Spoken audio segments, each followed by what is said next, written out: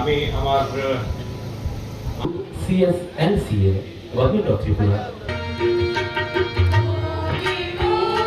আমি আভার জানাই আপনাদের সবাই 2018 BCni sikang hasrani hukbar khlainai rokni talbrumni income tongmani 6000 BJP habang phaibroni simi tabo hasrani hukbar khlainai rokni income talbrum 40000 rangmari ingkha tabo hasrani hukbar khlainai rokni income double khlai rizakha udaipur kakrabon school mato habangni bkhakte maisili paimani pandaw kok sanani thangai okokno saka hasni মন্ত্রকরা professor doctor Manik Saha এখানে আমাদের মাঝে উপস্থিত আছেন honourable সভাধিপতি গোমতী জেলা শ্রী দেবল দেবরায় মহোদয়। এখানে উপস্থিত আমাদের মাতাবাড়ি কেন্দ্রের সবার আদরণীয় এবং সবার প্রিয় জনপ্রিয় বিধায়ক শ্রী অভিষেক দেব রায় মহোদয়। উনি ওনার বক্তব্যে অনেক কিছু আমাদের সামনে তুলে ধরেছেন।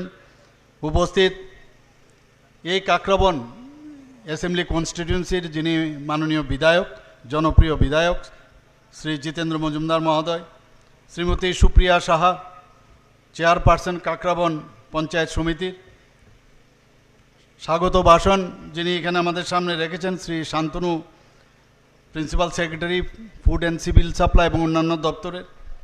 এখানে উপস্থিত রয়েছেন এই জেলার যিনি ডিএমএন কালেক্টর শ্রী রিঙ্কু লাতার, শ্রী বিশ্বজিৎ সরকার বিশিষ্ট সমাজসেবী, Shri Sumit Lodh director food and civil supply, এবং যাদের কারণে আজকের এই অনুষ্ঠান আমার প্রিয় অন্নদাতারা কৃষক ভাইয়েরা বোনেরা, এই এলাকার যারা বিশিষ্ট ব্যক্তিবর্গরা উপস্থিত রয়েছেন, বিভিন্ন লাইন ডিপার্টমেন্টের যারা আধিকারিকগণ আছেন কর্মচারীরা রয়েছেন, এবং আমার মা ও বোনেরা ভাইয়েরা এবং প্রিয় সাংবাদিক বন্ধুরা, সবাইকে এখানে উপস্থিত থাকার জন্য আমি হার্দিক অভিনন্দন ও শুভেচ্ছা জানাচ্ছি। মাননীয় প্রধানমন্ত্রীর দায়িত্ব নেওয়ার পর উনি বুঝেছেন যেখানে আমাদের দেশের যে মূল আয়ের যে ধাঁচা সেটা যদি শক্তিশালী করা না যায়, তাহলে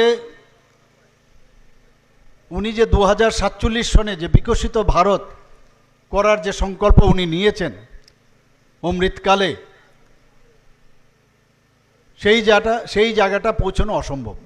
এবং তার জন্য আমাদের স্টেট জিডিপি হোক সেন্ট্রালের জিডিপি হোক, এই কৃষি আয়ের উপর কৃষি উৎপাদনের উপর তার নির্ভরশীলতা যতক্ষণ ধরে শক্তিশালী না হবে তখন কোনো অবস্থায় সম্ভব হবে না। যে কারণে আজকে মাননীয় প্রধানমন্ত্রীজি কৃষকদের জন্য উনি বুঝেছেন যে ওদের শক্তিশালী করতে হবে, ওনাদের যে মাসিক আয় সেটা বৃদ্ধি করতে হবে।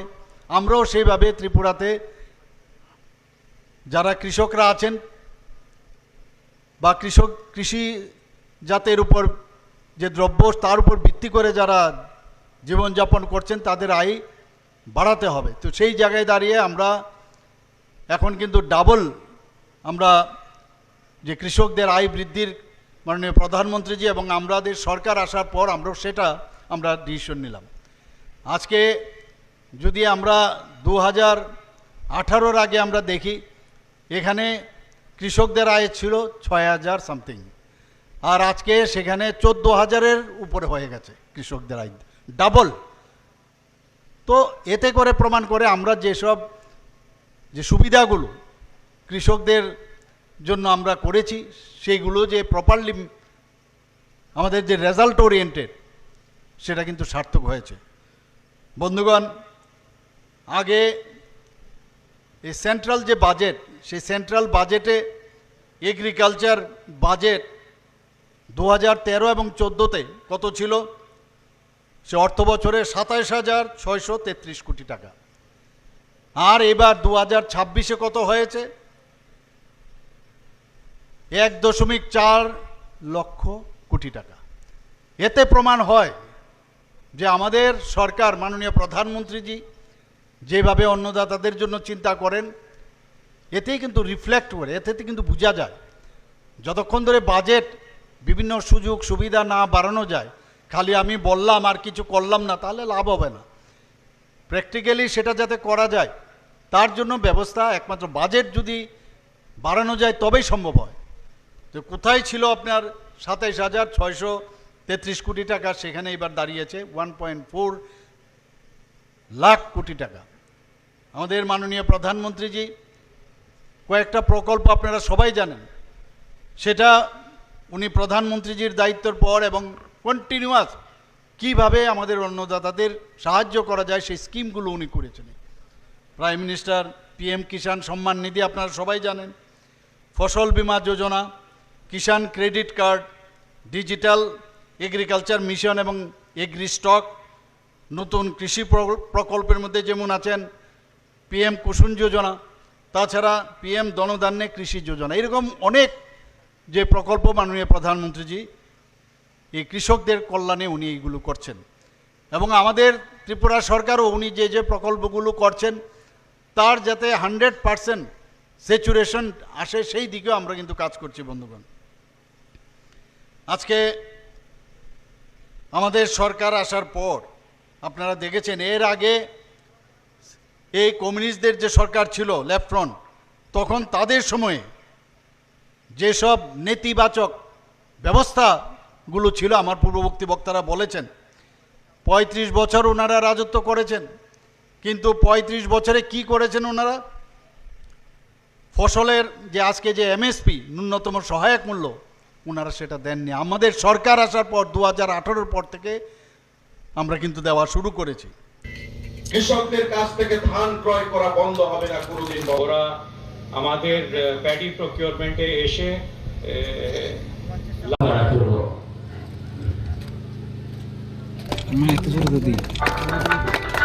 যারা কৃষকরা আছেন, যারা মাঠ ছেড়ে অন্য কাজে যাওয়ার চেষ্টা করছিলেন, তারা এখন বুঝতে পারছে যে আমাদের যে কৃষির জমির যে জায়গাগুলো আছে, যে পতিত জমি, সেইগুলো আবার যদি আমরা পুনরুদ্ধার করি, আমরা কাজ করি, তাহলে গভর্নমেন্ট আমাদের সাহায্য করবে। এবং এতে করে ওনারা কিন্তু আবার ফিরে আসছে এবং এই পতিত জমিগুলো আবার নতুনভাবে যে কৃষকরা আবার সেখানে কাজ করছেন, এতে করে আমাদের যে গ্রামীণ অর্থনীতি সেখানে সেটা ডেভেলপ হচ্ছে। 2018 সাল থেকে খরিফ ও রবি, এই আমার পূর্ববর্তী বক্তারা বলেছেন যে উভয় মরশুমে আমরা নিয়মিত ধান ক্রয় আমরা অব্যাহত রাখছি। আমাদের মাননীয় মন্ত্রী অলরেডি বলেছেন যে ভারতীয় জনতা পার্টির নেতৃত্বাধীন সরকার যতদিন থাকবে ততদিন এই MSPর মাধ্যমে যে ধান ক্রয় সেটা চলবে এবং চলতে থাকবে আগামী দিনও। আজকে এই যে পেডি প্রকিউরমেন্ট, এখানে শুধু খালি যে ফুড ডিপার্টমেন্টের সাথে যুক্ত রয়েছেন, এগ্রিকালচার ডিপার্টমেন্টও এর সাথে যৌথভাবে এই কাজটা কিন্তু কেন করছেন। এখন পর্যন্ত রাজ্যে প্রায় 2,61,000 মেট্রিক টন ধান 1,35,166 জন কৃষকদের কাছ থেকে এখন পর্যন্ত কেনা হয়েছে। এতে করে কত টাকা আমরা কৃষকদের যে ডাইরেক্টলি ওনাদের যে অ্যাকাউন্ট আছে সেখানে কত টাকা আমরা দিয়েছি? 530 কোটি টাকা আমরা ওনাদের কৃষকদের ব্যাংক অ্যাকাউন্টে আমরা পৌঁছে দিয়েছি। মিডলম্যানের কোনো সুযোগ নেই, ট্রান্সপারেন্সির মাধ্যমে আমরা এই কাজটা করছি। এই মরশুমে আমরা ধান ক্রয় কর্মসূচি আজ মাতা ত্রিপুরা সুন্দরীর পবিত্র ভূমিতে এই উদয়পুর থেকে আমরা সূচনা করছি এবং পরবর্তী সময়ে অন্যান্য এই মহকুমার অন্যান্য যে জায়গা মাতাবাড়ি, বাগমা, তেপানিয়া ও মির্জাতেও এই 4টি নতুন যে ক্রয় কেন্দ্র সেখানে চালু করা হবে। রাজ্যে ধান কেনা শুরু হওয়ার পর থেকে দেখা গেছে এই গোমতী জেলা, আর আজকে এখান থেকে শুরু হলো এই বছরে, এখানে ধারাবাহিকভাবে অন্যতম সেরা পেডি প্রকিউরমেন্ট ডিস্ট্রিক্ট হিসাবে কিন্তু গণ্য করা হয়েছে এই গোমতী ডিস্ট্রিক্ট, আপনারা সবাই জানেন। এবং এটা কিন্তু কেন সেরা হচ্ছে? আপনাদের পরিশ্রমের ফলে কিন্তু সেটা সম্ভব হয়েছে।